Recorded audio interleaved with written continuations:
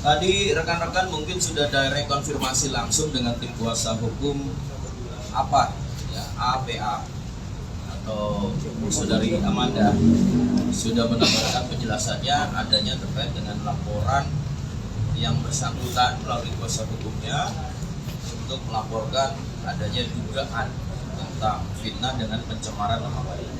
Tentu dalam hal ini Polda Metro Jaya telah menerima laporan tersebut dan langkah berikutnya adalah dengan pernyataan-pernyataan yang disampaikan tentu akan diambil secara teknis berupa evidence-nya adalah keterangan.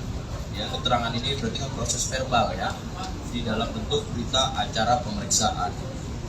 Kemudian langkah berikutnya tentu kita sama-sama masih menunggu dari penyidik yang ditanganinya adalah oleh Subdit Jatanras dari Direktorat Reserse Kriminal Umum Polda Metro Jaya. Ya, sudah diterima dan teman-teman sendiri sudah konfirmasi direct langsung dengan tim kuasa hukumnya. Ya, saya rasa Polda Metro Jaya akan melakukan proses sesuai dengan prosedur dan secara profesional, dan tentunya sekali lagi ini kita terima laporannya dan kemudian ditindaklanjuti. Pak, ini kan kasusnya kan masih berproses kasusnya yang Mario Dendi. Nah itu nanti proses penyidikannya akan beriringan dengan Mario Dendi karena kan yang persoalkan terkait dengan keterangan dia di dalam BAP, Pak. Gimana, Pak? Iya, dalam proses ini bisa beriringan ya. Proses awal dengan adanya penganiayaan terhadap korban anak sudah bergulir, berjalan, teman-teman media sudah memonitoring sampai dengan adanya rekonstruksi. Kemudian hari ini tadi adanya pemeriksaan dari psikolog forensik, Apsifor ya, berkolaborasi interprofesi. Tadi saya sampaikan, segala sesuatu keterangan pernyataan tentu akan didengar dan kemudian dimasukkan di dalam berita acara pemeriksaan penyidik. Tentu ini teknisnya proses penyidikan.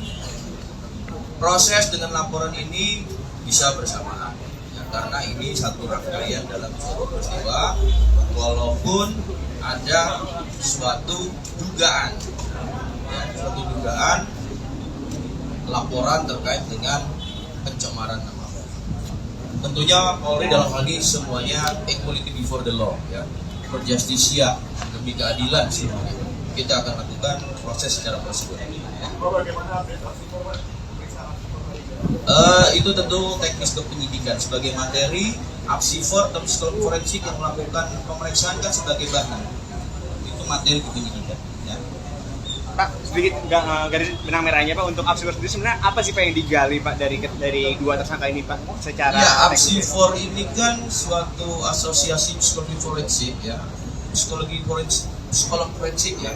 Ini kan melakukan autopsi forensik dengan metode, dengan konsep melakukan penelitian, pengkajian terhadap seseorang yang berproses hukum, baik itu bisa saksi, bisa tersangka ya, sehingga hasilnya adalah merupakan hasil keilmiahan dalam disiplin ilmu psikologis ya. Nah, kemudian ini akan dijadikan suatu hasil daripada pendapat ahli dalam menentukan proses penegakan hukum ini dan melihat dari perilaku, tingkah laku ya. Bahkan bisa mengautopsi sampai dengan mens rea, niatnya.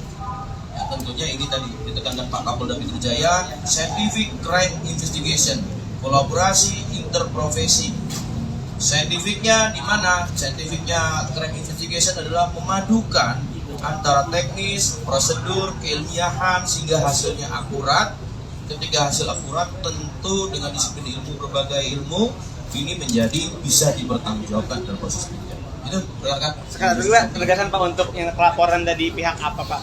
Untuk penegasan untuk pihak laporan sendiri siapa saja Pak? Apakah dua tersangka dan satu pelaku ini? Tadi rekan-rekan sudah dengar sendiri ya dari konfirmasi direct langsung ke, karena kuasa hukum tadi memanggil rekan-rekan juga langsung, saya juga monitor terkait dengan laporan tersebut. Diduga sebagai terlapornya ini dari kuasa hukum ya, MDS, termasuk MDS ya.